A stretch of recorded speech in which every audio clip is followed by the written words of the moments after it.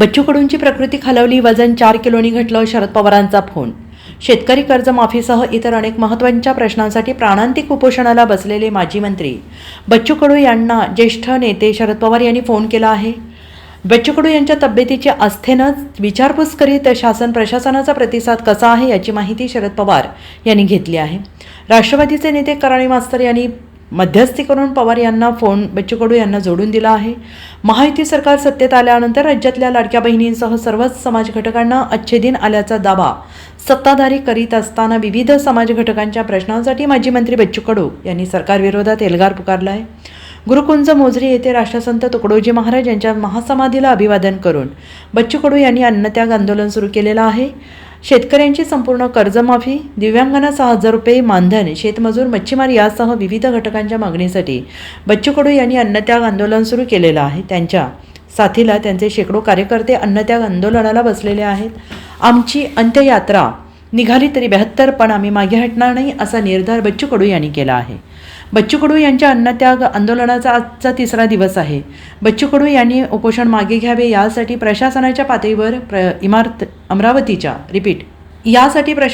पातळीवर अमरावतीच्या जिल्हाधिकाऱ्यांनी प्रयत्न करीत आहेत.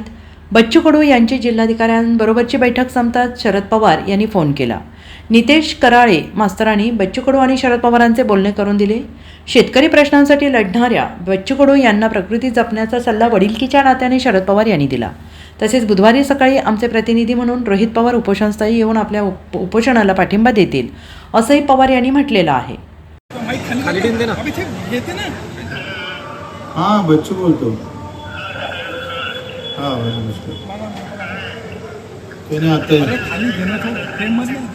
आज कलेक्टर आले होते, कलेक्टर आणि SP आले होते. पालकमंत्र्यांशी बोलणं झालं. ते म्हणतात आम्ही मीटिंग लावू. म्हटलं आम्ही मीटिंग लावण्यावर काही उपोषण मागं घेत नाही. आम्हाला निर्णय पाहिजे. निर्णय झाल्याशिवाय आम्ही काही मागं हटणार नाही.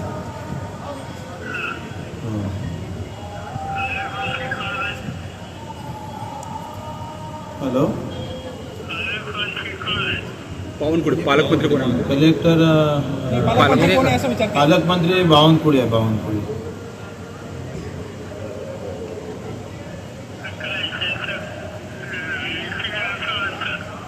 हा.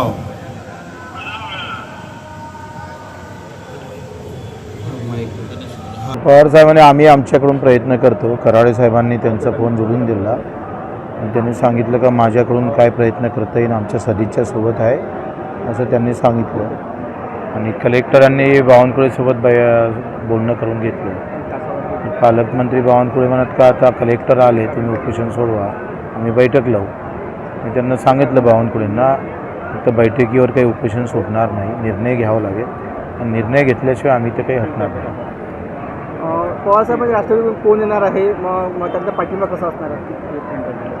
मला वाटते रोहितजी पवार उद्या येणार आहे असं त्यांचे एक माजी आमदार आहे, त्यांचा फोन आला.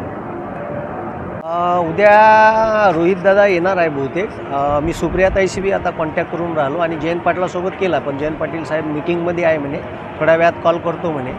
आमच्या पार्टीतर्फे जर 1-2 मोठे नेते आले तर अजून आंदोलनाला भव्य दिव्य रूप येऊ शकते किंवा महाविकास आघाडीच्या लोकांनी जर पाठिंबा दिला तर या आंदोलनाला वेगळे स्वरूप महाराष्ट्र लेवलवर निर्माण होऊ शकते. आणि शेतकऱ्याचे, मच्छीमारांचे, बेरोजगार युवकांचे, दिव्यांगाचे साधे प्रश्न बच्चूभाऊंनी मांडले आणि ते रास्त प्रश्न आहे. आणि शासनाने ठीक आहे जे अजूनपर्यंत मनरेगाचे पैसे दिले नाही, दुधाचे भाव कमी करून टाकले, त्याची सबसिडी खाऊन टाकली, ठीक आहे, SC STच्या मुलांचे पैसे डायवर्ट करून टाकले, जे पोरं स्कॉलरशिपवर शाळेत कॉलेज शिकत होते. तर या मुद्द्यासाठी जे आंदोलन केलं आहे ते योग्य आंदोलन आहे आणि त्यांना सगळ्या पक्षांनी जर पाठिंबा दिला तर महाराष्ट्राचं भव्य रूप महाराष्ट्रात हे आंदोलन घेऊ शकते. त्याच्यामुळे मी पवारसाहेबांसोबत आता कॉन्टॅक्ट करून दिला, बच्चूभाऊंचा बोलणं करून दिलं आणि एक सविस्तर चर्चा झाली. आता सुप्रियाताई आणि जयंत पाटलाशी मी बोलणं करून दिलं. Bureau report SBN Marathi, Amravati.